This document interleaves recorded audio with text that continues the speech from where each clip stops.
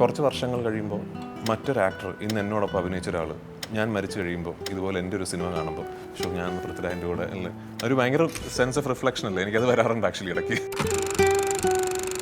പണ്ട് മുതലേ എങ്ങനെയാണോ സിനിമകൾ തിരഞ്ഞെടുത്തിരുന്നത് അങ്ങനെ തന്നെയാണ് ഇപ്പോഴും തിരഞ്ഞെടുക്കുന്നത്. നോബഡിയുടെ ആ സിനിമ തുടങ്ങി നോബഡിയുടെ ഫസ്റ്റ് ഷോട്ട്, സിനിമയുടെ ഫസ്റ്റ് ഷോട്ടിൽ നിങ്ങൾക്ക് ഇതെന്താണ് എന്ന് തോന്നും. മമ്മൂക്ക ഒരുപക്ഷെ കോവിഡിന് ശേഷം ചെയ്ത യുണീക്നെസ് ഉള്ള ഒരു ക്യാരക്ടറുകളൊന്നായിരുന്നു, പെർഫോമൻസ് ഡ്രിവൺ ആയിരുന്നു, അതിലൂടെ തന്നെ ട്രാവൽ ചെയ്യുന്നത്. കോവിഡിന് ശേഷം ചെയ്ത ഒരുപാട് പക്ഷെ എനിക്ക് ഭയങ്കര ഇഷ്ടപ്പെട്ട, ഞാൻ നമുക്ക് മെസ്സേജ് ചെയ്താ പടം കണ്ടിട്ട്.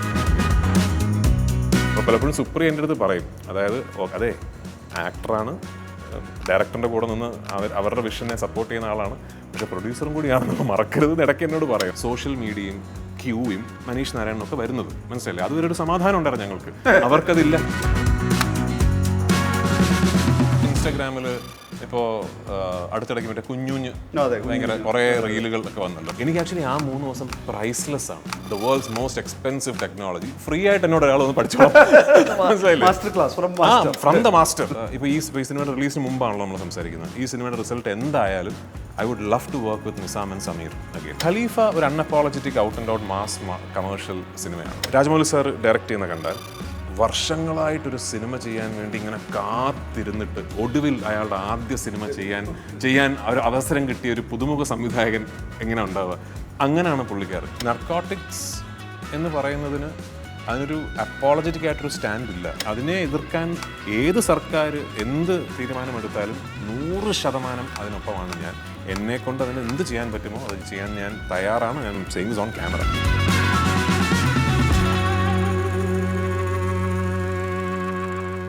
ഹോം അപ്ലയൻസസും കിച്ചൺ അപ്ലയൻസസും ഒക്കെ വാങ്ങുമ്പോൾ ചെറിയ തവണകളായി തിരിച്ചടയ്ക്കാനുള്ള EMI സ്കീമുകൾ മൈജി ഫ്യൂച്ചറിലുണ്ടല്ലോ. എക്സ്പീരിയൻസ് ചെയ്യാം നെക്സ്റ്റ് ലെവൽ ഷോപ്പിംഗ് മൈജി ഫ്യൂച്ചറിൽ. പൃഥ്വിരാജ് സുകുമാരനാണ് ക്യൂ സ്റ്റുഡിയോയിൽ. രാജു ചെറിയൊരു ഗ്യാപ്പിന് ശേഷം സംസാരിക്കുകയാണ്.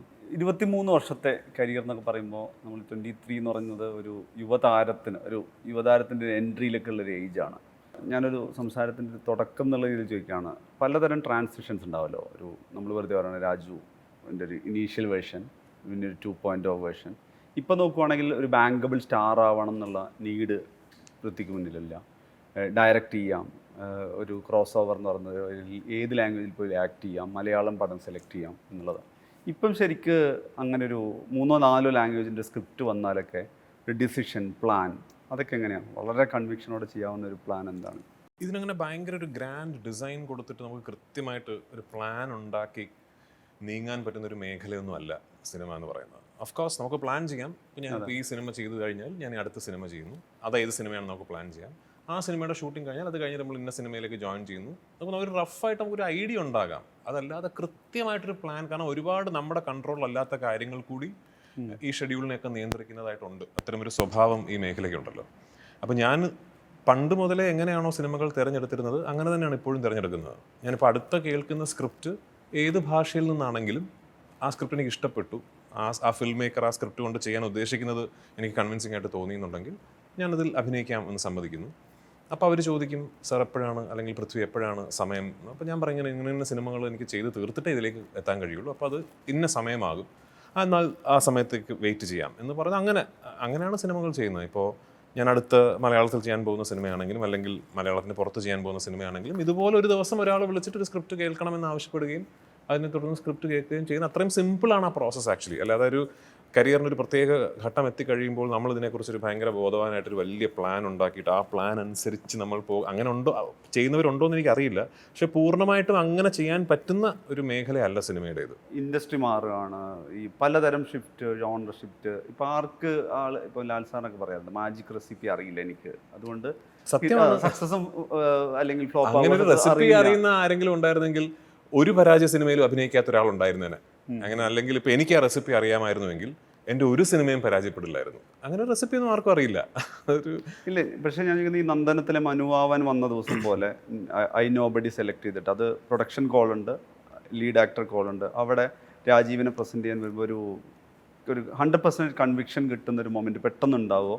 അല്ലെങ്കിൽ എന്തായാലും കൺഫ്യൂഷൻസ് ഒക്കെ ഉള്ള ആളുകളായിരിക്കുമല്ലോ.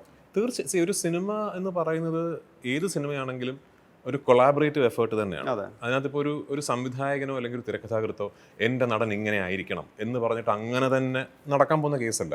നേരെ മറിച്ച് ഒരു നടൻ അല്ല ഈ ക്യാരക്ടർ എനിക്ക് ഇങ്ങനെയാണ് ചെയ്യേണ്ടത് എന്ന് പറഞ്ഞാൽ അങ്ങനെ തന്നെ ചെയ്യാൻ അതും നടക്കുന്ന കേസല്ല. ഇപ്പോൾ as far as being A producer is concerned എനിക്കൊരു പ്രിവിലേജ് ഉണ്ട്. കാരണം ബൈ നൗ ഇന്നത്തെ ഒരവസ്ഥയിൽ സുപ്രീം, ഹാരിസും, ഇപ്പോൾ ഇതിൻ്റെ E4 എക്സ്പെരിമെൻസിൻ്റെ മറ്റൊരു പ്രൊഡ്യൂസറായ ഇപ്പോൾ CV സാരഥി അല്ലെങ്കിൽ മുകേഷ് ആർ മേത്ത, ഞാൻ ആക്ച്വലി ഇവരെയൊക്കെ പൃഥ്വിരാജ് പ്രൊഡക്ഷൻസിൻ്റെ ആൾക്കാരായിട്ടാണ് ഇപ്പോൾ കാണുന്നത്. കാരണം നമ്മളിപ്പോൾ ഒരുമിച്ച് ഒരുപാട് സിനിമകളായതുകൊണ്ട് തുടർച്ചയായിട്ട് ചെയ്യുകയാണ്. സാരഥി ഇപ്പോൾ പൃഥ്വിരാജ് പ്രൊഡക്ഷൻസിൻ്റെ ഒരു കാര്യവും അറിയാത്തതായിട്ട് ഇല്ല സാരഥിക്ക്. അപ്പം എൻ്റെ ആൾക്കാരായിട്ടാണ് ഞാൻ ഇവരെയൊക്കെ കാണുന്നത്. അപ്പോൾ എനിക്ക് ഇന്നുള്ളൊരു പ്രിവിലേജ് എന്താണെന്ന് വെച്ചാൽ ഞാനിപ്പോൾ ഓക്കെ ഈ സിനിമ ചെയ്യാം എന്ന് തീരുമാനിച്ചു കഴിഞ്ഞാൽ പിന്നെ എവിടെയെങ്കിലുമൊക്കെ ചില ഡോക്യുമെൻറ്റ്സോ ചെക്കുകളോ ഒക്കെ സൈൻ ചെയ്യുന്നതിനൊക്കെ അപ്പുറത്തേക്ക് എനിക്ക് വലിയ അതിൻ്റെ ക്രിയേറ്റീവ് കാര്യങ്ങൾ മാത്രം നോക്കിയാൽ മതി. ബാക്കിയെല്ലാം സുപ്രീം, ഹാരിസും, സാരഥിയും, മുകേഷ് ആർ മേത്ത സാർ പ്രൊഡക്ഷൻ്റെ കാര്യത്തിൽ. അപ്പോൾ ആ ചുമതല എനിക്ക് വലിയൊരു റെസ്പോൺസിബിലിറ്റി ആയിട്ടുണ്ടെന്ന് ഞാൻ അവകാശപ്പെടുന്നത്. അറ്റാച്ച്ഡ് വേർഷൻ അത്രേ ഉള്ളൂ. എനിക്ക് ഞാൻ ആക്ച്വലി അവർക്കാണ് എന്നെ കൊണ്ട് ബാധ്യത ഉണ്ടാകുന്നത്. കാരണം ഇപ്പോൾ പ്രൊഡക്ഷന് എന്തെങ്കിലും ഒരു ബുദ്ധിമുട്ടുള്ള കാര്യമുണ്ട്. ഇപ്പോൾ ഫോർ എക്സാമ്പിൾ ഒരു ഡയറക്ടർ ഒരു വളരെ എക്സ്പെൻസീവ് ഒരു പീസ് ഓഫ് എക്വിപ്മെൻറ്റ് ചോദിച്ചു. അപ്പോൾ അത് പ്രൊഡക്ഷൻ പറയുന്നത് നമ്മുടെ ആദ്യത്തെ ബഡ്ജറ്റിലില്ല, അതെങ്ങനെയാണ് എന്നൊക്കെ പറഞ്ഞാൽ പലപ്പോഴും ഈ ഡയറക്ടർ ഈ കാര്യം ഡിസ്കസ് ചെയ്യാൻ തിരഞ്ഞെടുക്കുന്ന പ്രൊഡ്യൂസറാണ് ഞാൻ. കാരണം എൻ്റെ അടുത്ത് പറഞ്ഞാൽ നടക്കും, മനസ്സിലായില്ലേ? ഇപ്പം എന്നോടാണ് വന്നിട്ട് ഞാൻ നിസാമിൻ്റെ കാര്യം മാത്രമല്ല കേട്ടോ, പൊതുവേ എന്നോടാണ് വന്നിട്ട് അത് ആക്ച്വലി രാജുവിലൂടെ അവതരിപ്പിച്ചാൽ വളരെ ഈസിയാണ്. അതെ, അത് ആക്ച്വലി നമ്മളിങ്ങനെ മനസ്സിൽ കണ്ട ഷോട്ട് എന്ന് വെച്ചാൽ ഇങ്ങനെ വന്നിട്ട് അതിങ്ങനെ ട്രാൻസിഷൻ വരുമ്പോൾ ഇങ്ങനെ പോയി ഇങ്ങനെ. അപ്പോൾ ഇവർ ഈ പറയുമ്പോൾ തന്നെ എനിക്ക് ആസ് എ ഫിൽം മേക്കർ എനിക്ക് മനസ്സിലാവും ഇവർ ഈ പറയുന്ന സാധനം എടുക്കണമെങ്കിൽ ഈ സാധനം ഈ എക്യുപ്മെൻറ്റ് വരണം. അപ്പോൾ അവിടെ ഞാനൊരു കോൾ എടുക്കുകയാണ്, അല്ല എക്യുപ്മെൻറ്റ് വേണം. ഞാൻ ആ കോൾ എടുത്താൽ പിന്നെ പ്രൊഡക്ഷൻ അത് ചെയ്തല്ലേ പറ്റൂ. അപ്പോൾ പലപ്പോഴും സുപ്രി എൻ്റെ അടുത്ത് പറയും, അതായത് അതെ ആക്ടറാണ്, ഡയറക്ടറിൻ്റെ കൂടെ നിന്ന് അവരുടെ വിഷനെ സപ്പോർട്ട് ചെയ്യുന്ന ആളാണ്, പക്ഷെ പ്രൊഡ്യൂസറും കൂടിയാണെന്ന് മറക്കരുത് ഇടയ്ക്ക് എന്നോട് പറയും. അപ്പോൾ അത് മാത്രമേ ഉള്ളൂ എൻ്റെ ചുമതല എന്നുള്ളത്. പണി ഞങ്ങൾ ചെയ്തോളാം. അതെ, ലൊക്കേഷനിൽ എത്തിക്കഴിഞ്ഞാൽ എൻ്റെ ഏറ്റവും വലിയ കർത്തവ്യം എന്താണ്? എൻ്റെ സംവിധായകൻ എന്നിൽ നിന്ന് എന്ത് ആവശ്യപ്പെടുന്നു അത് ചെയ്യുക എന്നുള്ളത് തന്നെയാണ്. അവിടെ എൻ്റെ കോൺട്രിബ്യൂഷൻ തീർച്ചയായിട്ടും ഉണ്ട്. ഞാൻ ആ കഥാപാത്രത്തിനെ മനസ്സിലാക്കി എൻ്റെ ആക്ടേഴ്സ് ഇൻ്റർപ്രിട്ടേഷൻ എന്ന് പറയുന്ന ആ പ്രോസസ്സ് എൻ്റെ മാത്രം എൻ്റെ പേഴ്സണൽ പ്രോസസ്സാണ്. അതിൽ നിന്ന് ഞാൻ മനസ്സിലാക്കിയ രാജീവൻ എന്ന് പറയുന്ന ഈ കഥാപാത്രത്തിനെ ഞാൻ അവിടെ അവതരിപ്പിക്കുന്നു. അപ്പോൾ സംവിധായകൻ ചിലപ്പോൾ പറയുമായിരിക്കും ഇതല്ല എനിക്ക് ആക്ച്വലി ഞാൻ ഉദ്ദേശിച്ചത് ഇങ്ങനെയാണ്. ചിലപ്പോൾ ഞാൻ ചെയ്യുന്നത് അദ്ദേഹത്തിന് ഇഷ്ടപ്പെടുമായിരിക്കും. ചിലപ്പോൾ സംവിധായകൻ ആവശ്യപ്പെടുന്നൊരു കാര്യത്തിൽ ഞാൻ നിസാമിനോട് പറയും, നിസാമ പക്ഷേ എനിക്കത് കൺവിൻസിങ് അല്ല, കാരണം നമ്മളിങ്ങനെ അത് ചെയ്താൽ ഇങ്ങനൊരു സംഭവം ഉണ്ടാവില്ല. അപ്പോൾ ഇത് ആ കൊളാബറേറ്റീവ് എഫേർട്ടാണ്. ഇവിടെ വർക്ക് ആകുന്നത് എന്താണെന്ന് ചോദിച്ചാൽ ഒന്ന് നന്നായിട്ട് എഴുതപ്പെട്ട ഒരു മെറ്റീരിയൽ ഉണ്ടാകണം. അത് എനിക്ക് തോന്നുന്നു ഇന്ന് മലയാളത്തിലുള്ളതിൽ ഏറ്റവും പ്രോമിസിങ് ഒറിജിനൽ റൈറ്റേഴ്സിൽ ഒരാളാണ് സമീർ. ആ കാര്യത്തിൽ നോബഡിക്കൊരു നല്ല ക്ലാരിറ്റിയുള്ള നല്ല സ്ട്രക്ചറുള്ളൊരു സ്ക്രീൻ പ്ലേ സമീർ എഴുതിയിട്ടുണ്ട്. അതിന് കൃത്യമായിട്ടൊരു വിഷൻ കൊടുക്കാൻ സാധിക്കുന്ന, അതെങ്ങനെ കൺസീവ് ചെയ്യണമെന്നും എക്സിക്യൂട്ട് ചെയ്യണമെന്നും അറിയാവുന്ന ഒരു സംവിധായകൻ ഉണ്ടാകണം. തീർച്ചയായിട്ടും നിസാം ആ കാര്യത്തിൽ ഫുള്ളി അഡപ്റ്റാണ്. ഒരു ക്ലിയർ ആയിട്ടുള്ളൊരു വിഷനും ആ വിഷൻ എങ്ങനെ എക്സിക്യൂട്ട് ചെയ്യണമെന്നും അത് എക്സിക്യൂട്ട് ചെയ്യാൻ എന്തൊക്കെയാണ് ആവശ്യമെന്നും ഒക്കെ കൃത്യമായിട്ട് അറിയുന്ന ഒരു ഫിൽം മേക്കറാണ്. ഇത് രണ്ടും ഉണ്ടെങ്കിൽ ഒരു ആക്ടറെ സംബന്ധിച്ചിടത്തോളം ശരിക്കും ഭയങ്കര രസമാണ് വർക്ക് ചെയ്യാൻ. ഇതില്ലാത്തപ്പോഴാണ് പലപ്പോഴും നമ്മൾ സ്ട്രഗിൾ ചെയ്യുന്നത്. ഇത് രണ്ടും ഒരു ആക്ടർക്ക് അവൈലബിൾ ആണെങ്കിൽ ഭയങ്കര രസമാണ് the process of an actor എന്ന് പറയുന്നത്. ഇത് രണ്ടും എനിക്ക് കിട്ടിയ ഒരു സിനിമ തന്നെയാണ് ഐ നോബഡി. അക്കാര്യത്തിൽ ഞാൻ ഒരുപാട് സന്തോഷിക്കുന്നു. നിസാം ബഷീർ ആണെങ്കിൽ ഇത് നേരത്തെ ചെയ്ത കിറ്റുകളാണ് എൻ്റെ മാലാഖ, റോഷാക്ക്. അപ്പോൾ നമ്മളുടെ ഒരു ബോഡി ഓഫ് വർക്ക് ഓഡിയൻസ് കണ്ടിട്ടുണ്ട്. ആക്ടേഴ്സ് ആവുന്ന സമയത്ത് ഇവർക്ക് എല്ലാ സിനിമകളും എല്ലാ റിലീസ് ഫിലിമുകളും കാണാൻ പറ്റണമെന്നില്ല. അപ്പോൾ രാജുവിനെ സംബന്ധിച്ചുള്ള രണ്ട് ഓപ്ഷനാണല്ലോ ഉള്ളത്. ഒന്ന്, ഒരു ഡെബ്യൂ ഡയറക്ടർ ട്രസ്റ്റ് ചെയ്തിട്ട് ആ സബ്ജക്റ്റിൽ, സ്ക്രിപ്റ്റിൽ, അതിൻ്റെ ക്യാരക്ടറിലെല്ലാം അതിലൊരു എക്സൈറ്റ്മെൻറ്റിൽ ഒരു കോൾ എടുക്കാം എന്നുള്ളത്. ഇപ്പുറത്ത് ബോഡി ഓഫ് വർക്ക് ചിലപ്പോൾ മാറ്ററായിരിക്കും.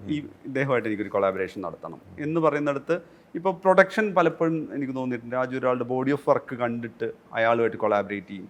രാജു അതിനെ ഇനീഷ്യേറ്റ് ചെയ്യാറുണ്ട്, കമ്മ്യൂണിക്കേറ്റ് ചെയ്യാറുണ്ട്, നമുക്കൊന്നിച്ച് ചെയ്യാൻ തോന്നുന്നു. കാരണം ഇപ്പം ഒടിയൻ കൂടി അനൗൺസ് ചെയ്തപ്പോൾ തോന്നുന്നു അങ്ങനെ ഒരു ഈ പറയുന്ന ക്രാഫ്റ്റ്മാൻ കൊളാബറേഷൻ പോലെ അവരുടെ ബോഡി ഓഫ് വർക്ക് കൂടി മാറ്റർ ആക്കുന്നുണ്ട് എന്നുള്ളത്. ബോഡി ഓഫ് വർക്ക് തീർച്ചയായിട്ടും ഒരു വലിയ ഘടകം തന്നെയാണ്. നമ്മളിപ്പോൾ ഒരു സംവിധായകനെ അയാൾ നമ്മളോടൊരു കഥ പറയുമ്പോൾ നമ്പർ 1 പ്രയോറിറ്റി ഒരു സംവിധായകനോ ഒരു തിരക്കഥാകൃത്തോ വന്ന് നമ്മളൊരു സബ്ജക്റ്റ് പറയുമ്പോൾ നമ്മൾ ആ നരേഷനിൽ അവരുടെ വിഷൻ നമുക്ക് മനസ്സിലാവുന്നുണ്ടോ, ആ മനസ്സിലാക്കിയ വിഷനിൽ നമ്മൾ ഇംപ്രസ്ഡ് ആകുന്നുണ്ടോ എന്നുള്ളത് തന്നെയാണ്. അതിപ്പോൾ ഒരു വലിയ ഗംഭീര ബോഡി ഓഫ് വർക്കുള്ള സംവിധായകനാണ്, പക്ഷേ എന്നാൽ ഈ പറയുന്ന വിഷൻ നമുക്ക് കൺവിൻസിങ് അല്ലെങ്കിൽ നമുക്കത് വർക്കാകില്ല. നല്ലൊരു പുതിയ ഫിൽം മേക്കറാണ്, ഒരു സിനിമയും ഇതിനു മുമ്പ് ചെയ്യാത്ത ഒരാൾ വന്നിട്ട്, ഞാൻ എത്രയോ അതുപോലത്തെ ഫിൽം മേക്കേഴ്സിനോട് വർക്ക് ചെയ്തിട്ടുള്ള ആളാണ്, ഒരു പുതിയ ഫിൽം മേക്കർ വന്നിട്ട് നമ്മുടെ അടുത്തൊരു സാധനം പറയുന്നത് നമുക്കത് ഭയങ്കരമായിട്ട് രസമായിട്ട് തോന്നിയാൽ നമ്മളത് ചെയ്യാൻ തീരുമാനിക്കും. ഈ പ്രൊഡക്ഷൻ്റെ കാര്യത്തിൽ എന്താണെന്ന് വെച്ചാൽ പലപ്പോഴും ഒരു നിർമ്മാതാവ് അറ്റാച്ച്ഡ് അല്ലാത്ത ഒരു സബ്ജക്റ്റോ അല്ലെങ്കിൽ ഒരു സംവിധായകൻ ഒരു തിരക്കഥാകൃത്തും വന്നിട്ട് നമ്മളൊരു കഥ പറയുന്നു, അല്ലെങ്കിൽ ഒരു തിരക്കഥ പറയുന്നു, ഇതാരാണ് നിർമ്മിക്കുന്നത്, ഇല്ല നമ്മളത് ഇതുവരെ ആരോടും പിച്ച് ചെയ്തിട്ടില്ല, നമുക്കതിനോട് ഭയങ്കരമായിട്ടൊരു സ്നേഹം തോന്നിയാൽ ഇമ്മീഡിയറ്റ്ലി എൻ്റെ ഇൻസ്റ്റിങ്ക്റ്റ് എന്ന് വെച്ചാൽ ഇതിനെ ഒന്ന് പ്രൊട്ടക്റ്റ് ചെയ്യണം.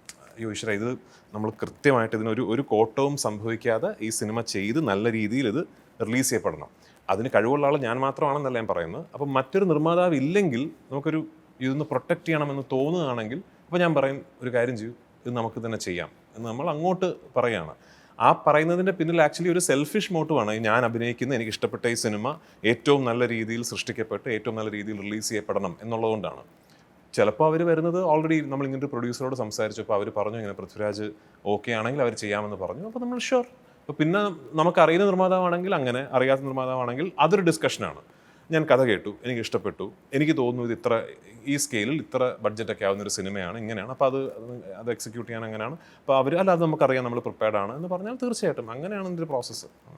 ഇപ്പോൾ രാജീവൻ്റെ നമ്മൾ ഗ്ലിംസ്, അതിൻ്റെ ടീസർ, വിഷ്വൽസ് ഒക്കെ കണ്ടിട്ടുള്ളത്. അപ്പോൾ ഒരേ സമയം തന്നെ ഇപ്പം from the maker of Rorschach എന്ന് പറയുമ്പോൾ നമ്മൾ റോഷാക്കിൽ കണ്ടിട്ടുള്ളതാണ് പറയുന്ന ഒരു മമ്മൂക്ക ഒരുപക്ഷെ കോവിഡിന് ശേഷം ചെയ്ത യുണീക്നെസ് ഉള്ള ഒരു ക്യാരക്ടറുകളൊന്നായിരുന്നു, പെർഫോമൻസ് ഡ്രിവൺ ആയിരുന്നു, അതിലൂടെ തന്നെ ട്രാവൽ ചെയ്യുന്നത്. കോവിഡിന് ശേഷം ചെയ്ത ഒരുപാട് പക്ഷേ എനിക്ക് ഭയങ്കര ഇഷ്ടപ്പെട്ട, ഞാൻ നമുക്ക് മെസ്സേജ് ചെയ്താ പടം കണ്ടിട്ട് ആക്ച്വലി.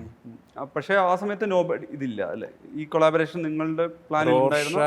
ആക്ച്വലി എന്നോട് നിസാം കെട്ടിയോളാണ് എൻ്റെ മാലാഖയ്ക്ക് ശേഷം നിസാം വന്നിട്ടൊരു കഥ പറഞ്ഞിരുന്നത്. അത് നിസാമിനെ പ്രൊഡ്യൂസ് ചെയ്യാനാണ്. നിസാമിൻ്റെ തന്നെ ഒരു അസിസ്റ്റന്റ് അല്ല, നിസാമിനെ പ്രൊഡ്യൂസ് ചെയ്യാൻ വേണ്ടി, നിസാമിൻ്റെ ഒരു ഡെബ്യൂ പ്രൊഡക്ഷന് വേണ്ടി നിസാമിൻ്റെ തന്നെ ഒരു സംവിധാന സഹായി ആദ്യമായി ഇൻഡിപെൻഡൻ്റ് ആയിട്ട് സംവിധാനം ചെയ്യുന്നൊരു സിനിമയുടെ കഥ എന്നോട് ഭയങ്കര ഇൻട്രസ്റ്റിംഗ് പരിപാടിയാണ്. അത് പിന്നെ നടന്നില്ല. അതിനുശേഷമാണ് എന്നോട് ഐ നോബഡി പറയുന്നത്. ആ സമയത്ത് റോഷാക്ക് കഴിഞ്ഞിട്ടാണ്. അതെ, റോഷക്കിൻ്റെ കാര്യം പറഞ്ഞാൽ അത് നമ്മളൊരു ഭയങ്കര പെർഫോമൻസ് ഡ്രിവൺ ആയിട്ട് കണ്ടുള്ള. ഇപ്പോഴും ഇതിൻ്റെ ട്രെയിലറൊക്കെ കാണുന്ന സമയത്ത് രാജീവനെ കുറിച്ചാണ് പറയുന്നത്. ഇപ്പോൾ എന്ന് പറഞ്ഞില്ല ഒരു 1 vs. so many പോലെ അങ്ങനെ വരുന്ന ഒരു ക്യാരക്ടർ ആർക്ക് പോലെയൊക്കെ നമുക്ക് വിഷ്വലി ഫീൽ ചെയ്യുന്ന ഒരു സംഗതിയാണ്. ശരിയാണ്, ഒരു പരിധിവരെ ശരിയാണ്. അതെ, ഇപ്പോൾ ഇതും ഐ നോബഡിയും റോഷാക്ക് പോലെ തന്നെ വളരെ ക്യാരക്ടർ ഡ്രിവൺ ആണ്. പക്ഷെ അവിടെ തീരുന്നു ആ സിമിലാരിറ്റി. അതല്ലാതെ ഈ രണ്ട് സിനിമകൾ തമ്മിൽ എത്രത്തോളം കെട്ടിയോളാണ് എൻ്റെ മാലാഖയും റോഷാക്കും തമ്മിൽ വ്യത്യാസമുണ്ടോ അത്ര തന്നെ റോഷാക്കും ഐ നോബഡിയും തമ്മിൽ വ്യത്യാസമുണ്ട് എന്നാണ് ഞാൻ കരുതുന്നത്. ഓഫ് കോഴ്സ് ഈ 3 സിനിമകളും ആക്ച്വലി ക്യാരക്ടർ ഡ്രിവൺ ആണ്. നമ്മൾ ഒരു കഥാപാത്രത്തിനെയാണല്ലോ നമ്മൾ പെർസീവ് ചെയ്യുന്നത്, അയാളുടെ മനസ്സിനെയും അയാളുടെ സർക്കംസ്റ്റാൻസസിനെയാണ് നമ്മൾ പെർസീവ് ചെയ്യുന്നത്. അപ്പോൾ ഇതിൽ ആക്ച്വലി എന്നെ ഏറ്റവും കൂടുതൽ ആസ് എൻ ആക്ടർ എന്നെ എക്സൈറ്റ് ചെയ്യിപ്പിച്ചതും അത് തന്നെയാണ്. എനിക്കിത് ഫസ്റ്റ് നരേഷൻ കേട്ടപ്പോൾ തന്നെ അതിനകത്ത് എനിക്ക് കുറേ മെറ്റീരിയൽ ഉണ്ട് എന്ന് തോന്നിയൊരു കഥയാണിത്. എന്നെ ഒരു സിനിമയിലേക്ക് ആകർഷിക്കുന്നത് അത് മാത്രമല്ല, ഇപ്പോൾ എനിക്ക് വലിയ മെറ്റീരിയലൊന്നും ഇല്ല, പക്ഷെ ഒരു നല്ല സിനിമ ഉണ്ടാകാൻ സാധ്യത ഉണ്ടെങ്കിൽ that's also something that appeals to me. പക്ഷേ ഇതിൽ ഈ രാജീവൻ എന്ന് പറയുന്ന ക്യാരക്ടർ ഭയങ്കര അപ്പീലിംഗ് ആണ്. കാരണം ആസ് എൻ ആക്ടർ നമുക്ക് വർക്ക് ചെയ്യാൻ ഒരുപാട് മെറ്റീരിയലുള്ള ഒരു കഥാപാത്രമാണ്. ആൻഡ് ഈ ട്രെയിലറിൽ കണ്ട പോലെ ശരിയാണ്, ഇത് നമ്മൾ രാജീവനെ ഫോളോ ചെയ്ത് പോകുന്ന, രാജീവനിലൂടെ നമ്മൾ അറിയുന്ന ഒരു കഥയാണ്. അയാളൊരു ഭയങ്കര കോംപ്ലക്സ് കഥാപാത്രമാണ്, എന്നാൽ ഏറ്റവും ഓർഡിനറി മനുഷ്യനുമാണ്.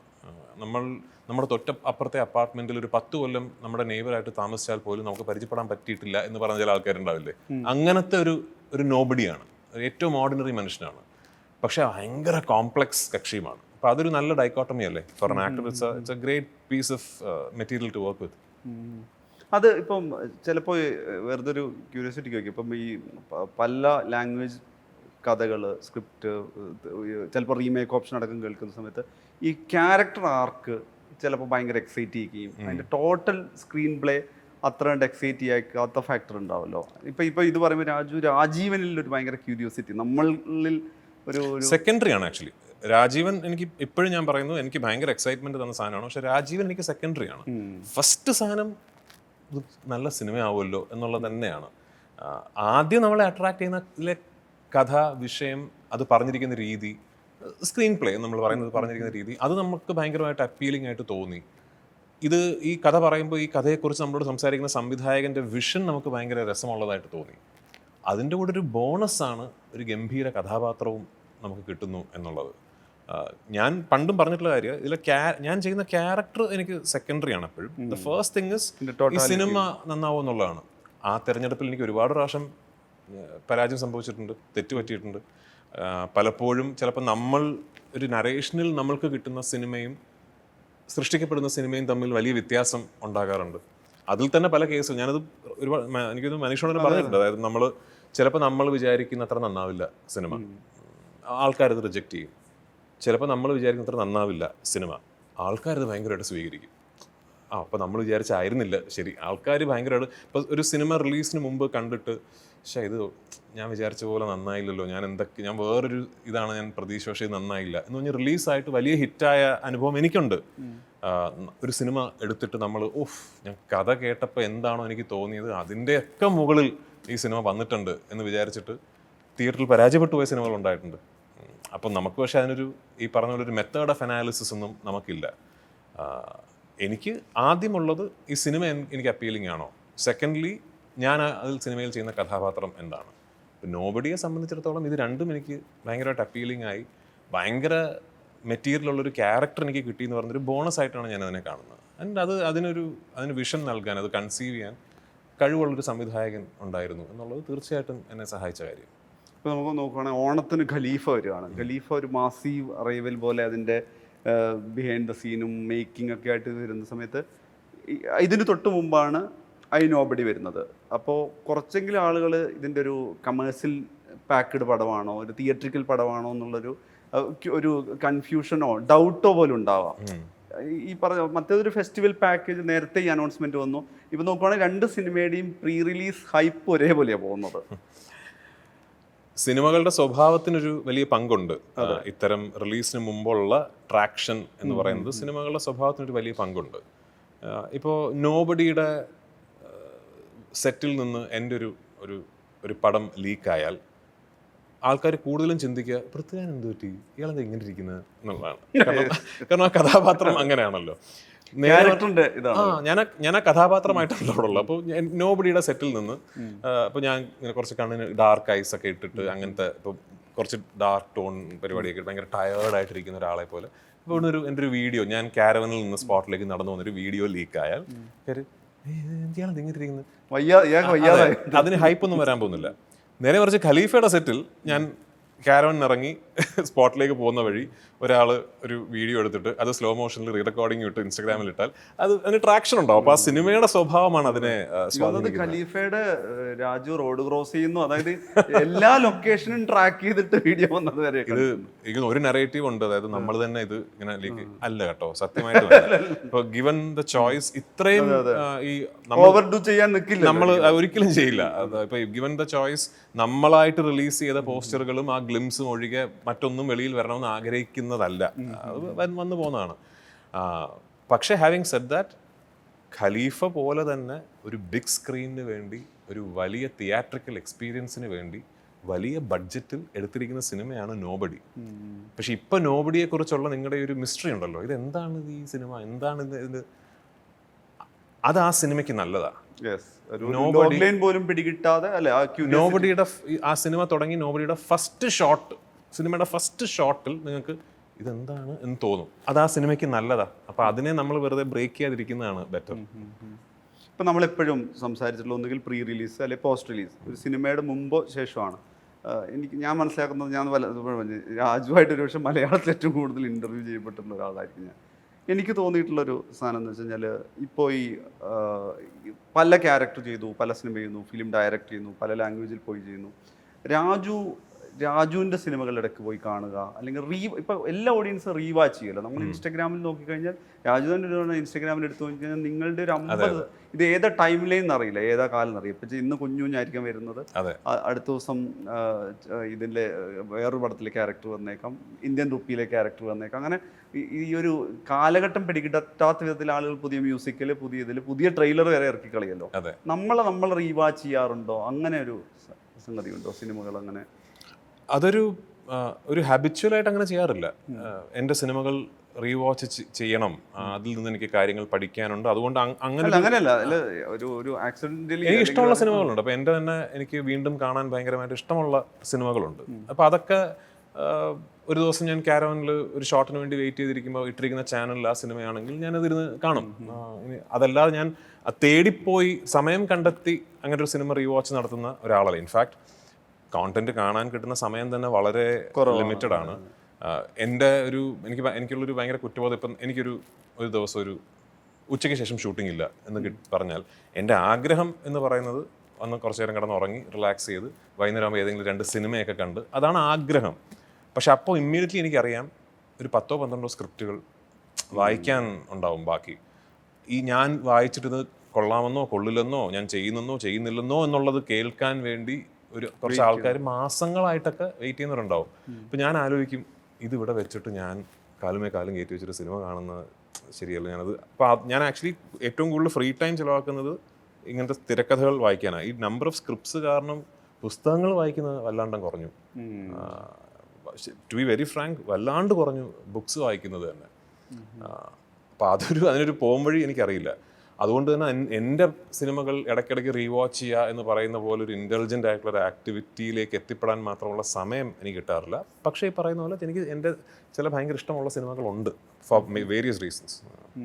എൻ്റെ കാര്യത്തിൽ വെച്ചാൽ ഒരു കോമൺ മാനെ സംബന്ധിച്ചിടത്തോളം അയാളുടെ പല കാലഘട്ടം, അത് ആൽബമായിട്ടോ മെമ്മറി ആയിട്ടോ അയാളുടെ ടൈമിലെ അയാളുടെ ഒരു സോഷ്യൽ ടച്ച് പോയിന്റ് ഒരു കാര്യം ശരിയാണ്. ഇപ്പം വളരെ ശരി. ഇപ്പം കൂടുതലും ഇപ്പം നമ്മളിപ്പോൾ ഇൻസ്റ്റാഗ്രാമിൽ ഇപ്പോൾ അടുത്തിടയ്ക്ക് മറ്റേ കുഞ്ഞുഞ്ഞ് ഭയങ്കര കുറേ റീലുകൾ ഒക്കെ വന്നല്ലോ. അപ്പം ഞാൻ ഇതൊക്കെ കാണുമ്പോൾ എൻ്റെ ഓർമ്മകളിൽ പെട്ടെന്ന് വരുന്നത് വളരെ പ്രായം കുറഞ്ഞ ഒരു പൃഥ്വിരാജും ജയസൂര്യയും കുഞ്ചാക്കോ ബോബനും മീര ജാസ്മിനും ഭാവനയും പോണ്ടിച്ചേരിയിൽ ഒരുമിച്ച് കുറേ നാളുകൾ ഒരു സിനിമയുടെ ഷൂട്ട്. ഇപ്പം അന്ന് നമ്മൾ കൊച്ചു കുട്ടികളാണ്.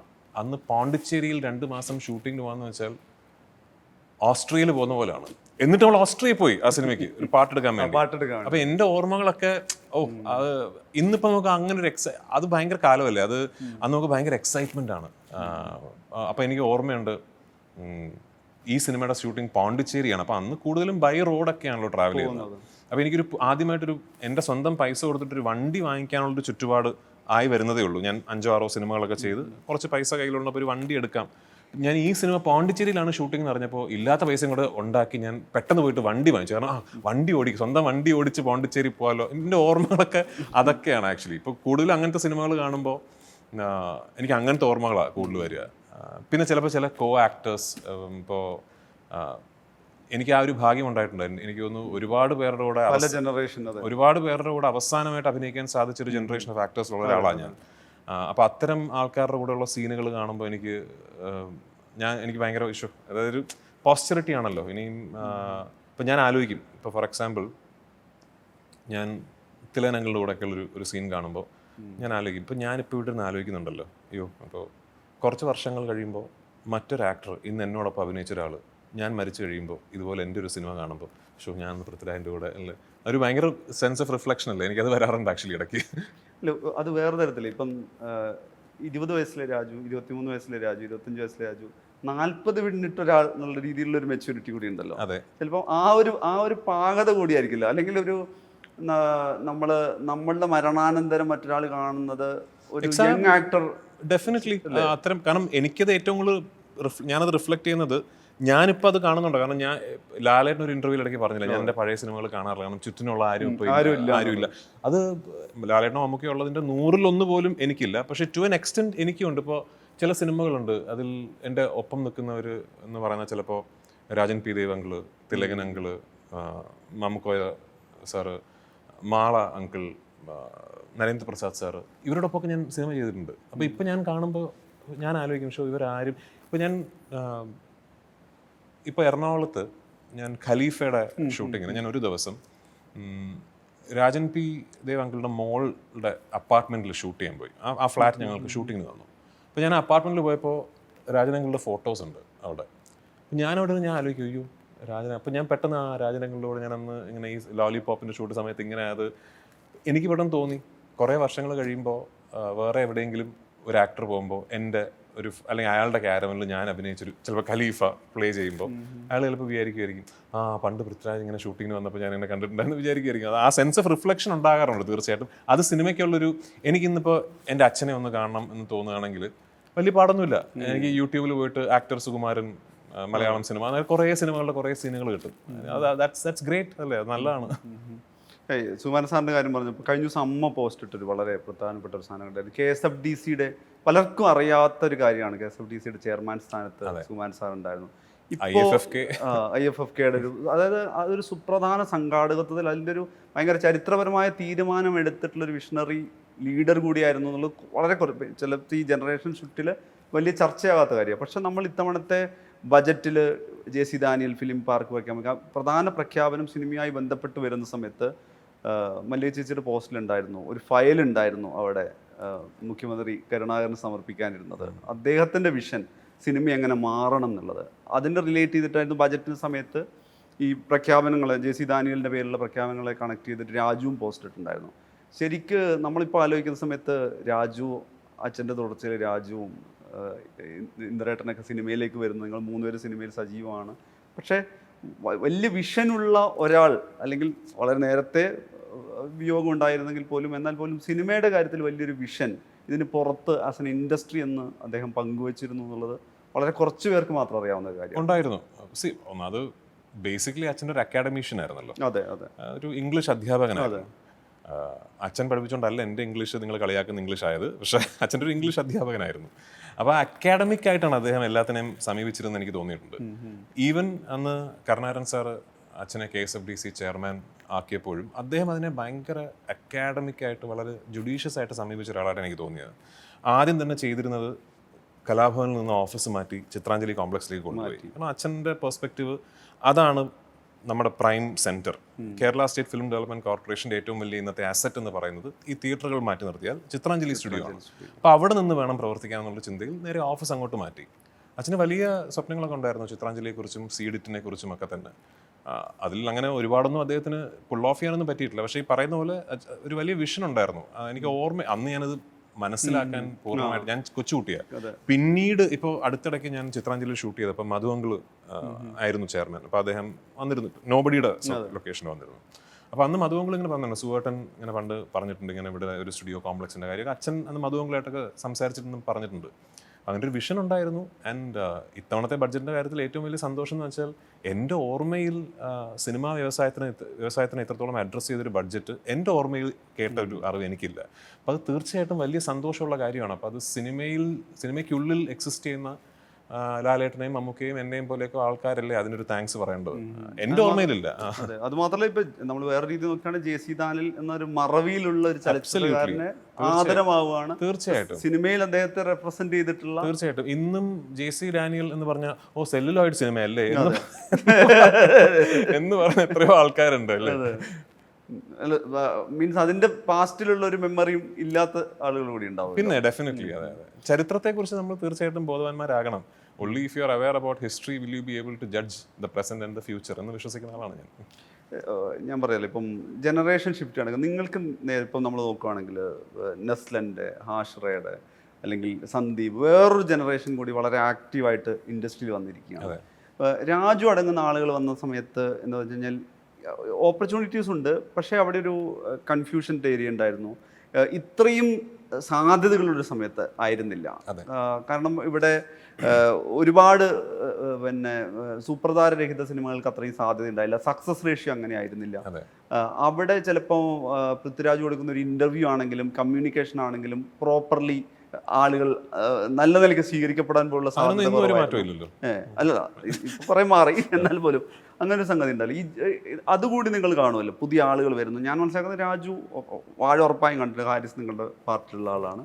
അതുകൂടാതെ പുതിയ തലമുറ ആളുകളുടെ സിനിമകൾ കൂടി കാണുന്നുണ്ടല്ലോ. ഈ മലയാളത്തിന്റെ ട്രാൻസിഷൻ കൂടി ആ രീതിയിൽ ശ്രദ്ധിക്കാറില്ല കാര്യമായിട്ട്.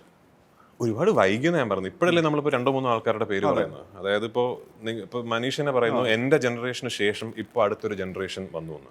എനിക്ക് 43 വയസ്സായി. ഈ പറഞ്ഞ അടുത്ത ജനറേഷന് ഇപ്പോൾ 20, 23, 24 വയസ്സ്. ഇതിൻ്റെ ഇടയിൽ ആരും ഇല്ലേ?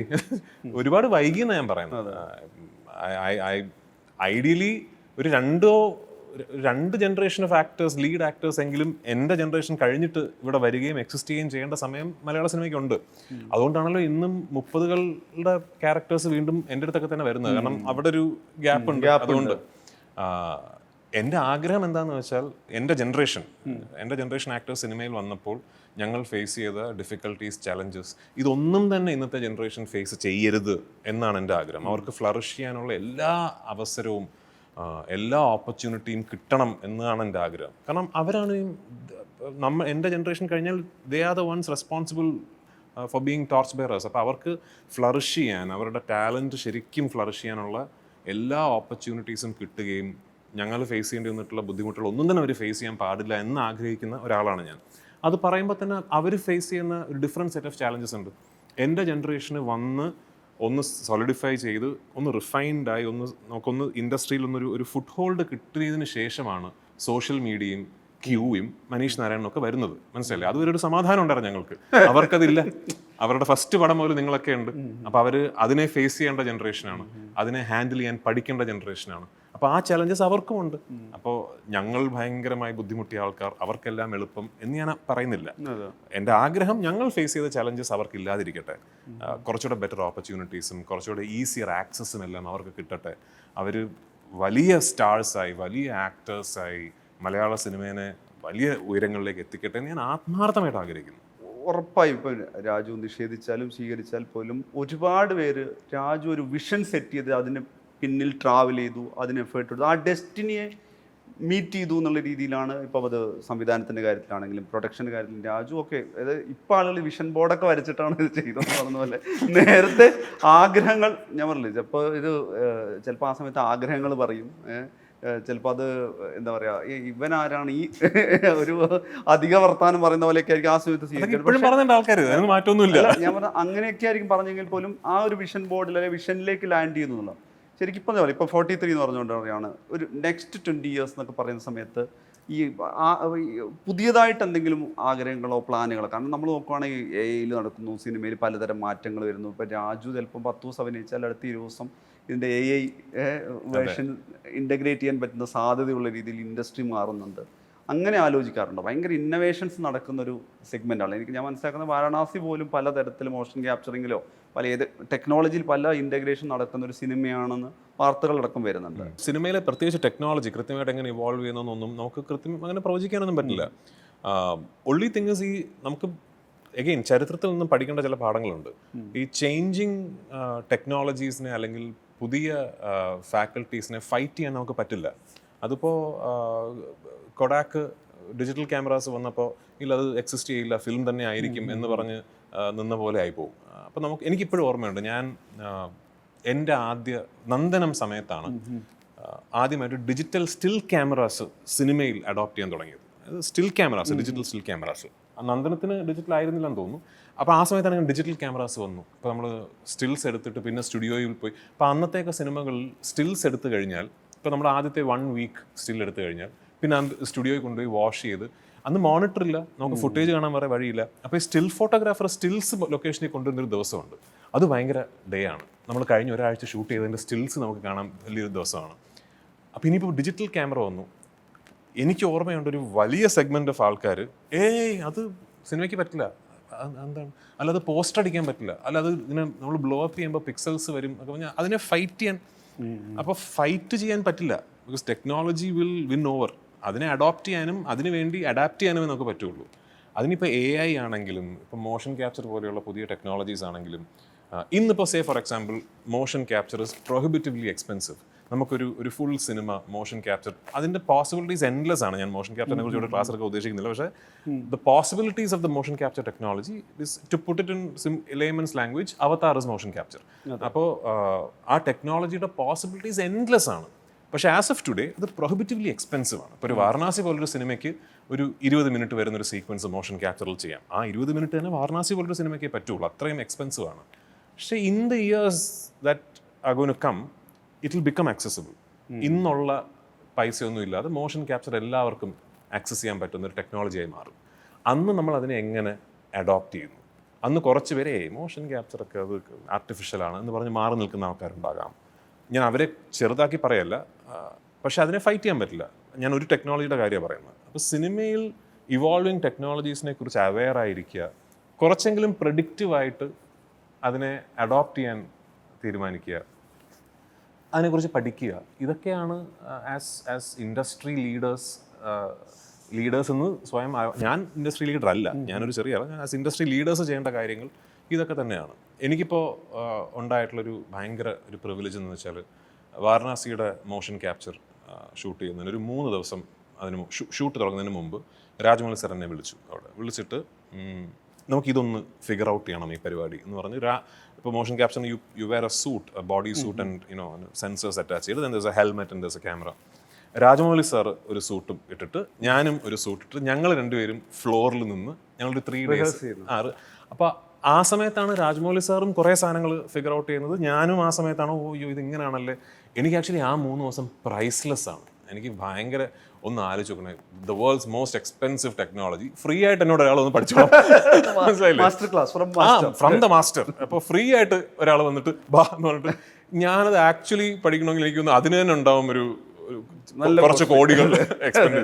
എനിക്ക് ഭയങ്കര ഭാഗ്യം കിട്ടിയ ഒരു ഇതാണത്. അപ്പോൾ അങ്ങനെ കുറെ ഐ ബീൻ ഫോർച്ചുനേറ്റ്. അങ്ങനെ ഇത് പറഞ്ഞപ്പോൾ നോക്കുകയാണ്, ഞങ്ങൾ ഈ ഇതിൻ്റെ കുംബയെ പ്രസൻറ്റ് ചെയ്യുന്നിടത്താണെങ്കിലും രാജമൗലിയുടെ അനൗൺസ്മെന്റ് ഒരേ സമയത്ത് തന്നെ വളരെ ഒരു അഫെക്ഷനേറ്റ് ആയിട്ടുള്ള ഒരു ക്യൂരിയസ് കിഡിനെ ഹാൻഡിൽ ചെയ്യുന്നത് പോലെ രാജമൗലി കണക്ട് ചെയ്തു. കാരണം വെച്ചാൽ ഇത് മറ്റൊരു എനിക്ക് ഭയങ്കര ഇഷ്ടമാണ്. അല്ല, ഇതൊരു പലപ്പോഴും ഒരു പ്രൊഫഷണൽ റിലേഷൻഷിപ്പ് ഉണ്ടാവാറുണ്ട്. ഞാൻ മനസ്സിലാക്കുന്നത് ഒരുപാട് പേരോട് അങ്ങനെ ഒരുപാട് ഇണങ്ങി ഭയങ്കര ബോണ്ടിങ് സെറ്റ് ചെയ്യുന്ന ആളായിട്ട് ആണ് രാജു എന്ന് തോന്നുന്നില്ല. ഒരു അല്ലേ കുറച്ചുകൂടി ഒരു ക്ലോസ് സർക്കിളിലാണല്ലോ നിൽക്കുന്നത്. പക്ഷെ അവിടെ രാജമൗലിയായിട്ട് ഭയങ്കര ബോണ്ട്, അത് പ്രകടമായൊരു രീതിയിലായിരുന്നു നമ്മൾ അതിന്റെ വിഷ്വലൊക്കെ കാണുന്നത്.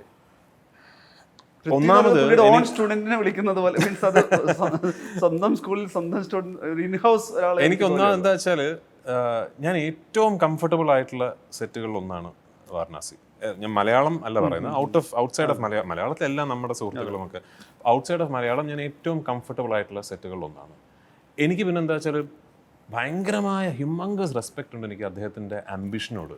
നമ്മളിപ്പോൾ രാജമൗലി സാറിൻ്റെ സെറ്റിൽ ഒരാൾ വന്നിട്ട്, ഇപ്പോൾ ആരാണ് SS രാജമൗലി എന്ന് അറിയാത്തൊരാൾ അവിടെ വന്നിട്ട് ഈ ഡയറക്ടർ ഡയറക്റ്റ് ചെയ്യുന്ന കണ്ടാൽ, രാജമൗലി സാർ ഡയറക്റ്റ് ചെയ്യുന്ന കണ്ടാൽ വർഷങ്ങളായിട്ടൊരു സിനിമ ചെയ്യാൻ വേണ്ടി ഇങ്ങനെ കാത്തിരുന്നിട്ട് ഒടുവിൽ അയാളുടെ ആദ്യ സിനിമ ചെയ്യാൻ ഒരു അവസരം കിട്ടിയ ഒരു പുതുമുഖ സംവിധായകൻ എങ്ങനെ ഉണ്ടാവുക, അങ്ങനെയാണ് പുള്ളിക്കാരൻ. അവിടെ തന്നെ ഉണ്ട് നമ്മൾ ആക്ച്വലി അദ്ദേഹത്തിൽ നിന്ന് പഠിക്കേണ്ടതെല്ലാം.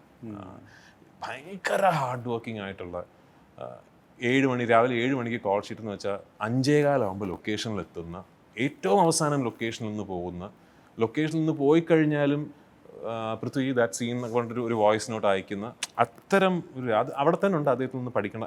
ഞാൻ അതിൻ്റെ ഭയങ്കര ഫാനാണ്. അദ്ദേഹത്തിൻ്റെ skill and craft as A film maker ലോകം കണ്ടതാണ്, ലോകം ഓൾറെഡി വാഴ്ത്തി പാടിയതാണ്. പക്ഷേ ഈ ഫാസറ്റ് എനിക്കൊരു ഡിസ്കവറി ആയിരുന്നു. അത് I'm truly know of that. അപ്പോൾ അത് ഞാൻ അങ്ങനെ ഐഡലൈസ് ചെയ്യുന്ന ഒരാളായതുകൊണ്ട് തന്നെ ഞാൻ എന്തോ ഭയങ്കര കംഫർട്ടബിൾ ആണ് അദ്ദേഹത്തിനോടൊപ്പം. And I enjoy the fact that he trust me. ആ ക്യാരക്ടർ എന്നെ ഭയങ്കരമായിട്ട് ട്രസ്റ്റ് ചെയ്ത് ഏൽപ്പിച്ച ഒരാളാണ്. ആ ക്യാരക്ടറിന് വേണ്ടി ഞാൻ ചെയ്യുന്ന കാര്യങ്ങൾ അദ്ദേഹത്തിന് അതിൽ ട്രസ്റ്റ് ഉണ്ട്.